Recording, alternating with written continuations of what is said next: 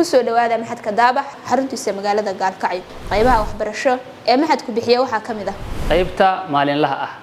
qaybta habeenkii qaybta jimcada iyo khamiista kusoo dhawaada maxadka daabax ee culumta sharciga iyo luqadda carabiga maxadku wuxuu ku yaalaa magaalada Gaalkacyo gaar ahaan iskuulka Cabdullaahi Ciise maxadka waxa lagu bartaa culumta sharciga qaybaheeda kala duwan maxadku wuxuu hoos tagaa jaamacadda caalamiga Taha International University maxadka sidoo kale waxa wax ka bixiyo macallimiin khibrad leh heerkooda waxbarashada oo aad u sareeyo maxadku wuxuu leeyahay manhaj waxbarasho oo tayeysan iyo muqarrar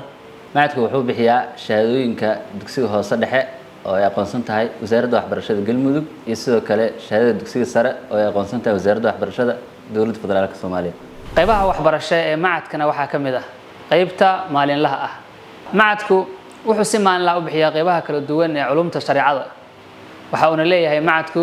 heerarka kala duwan ee waxbarashada sida dugsiga hoose dugsiga dhexe iyo sidoo kale dugsiga sare iyadoo ardayda loo qabto imtixaanaad joogto ah oo lagu la soconayo heerka waxbarashada ardayga iyo sidoo kale tartan aqooneed u dhaxeeya fasalada kala duwan ee maxadka sidoo kale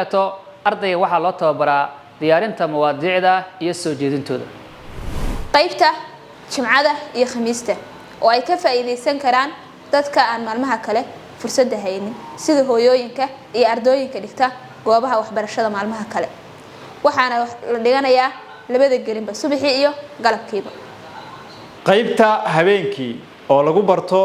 hikaayada luqadda carabiga ah oo ka kooban akhriska iyo qoraalka farta carabiga ah waxa sidoo kale lagu bartaa akhriska iyo qoraalka farta Soomaaliga ah waxa kugu diyaarsan macallimiin khibradooda aad u sareyso oo tababaran barida hikaayada luqadda carabiga ah iyo tan Soomaaliga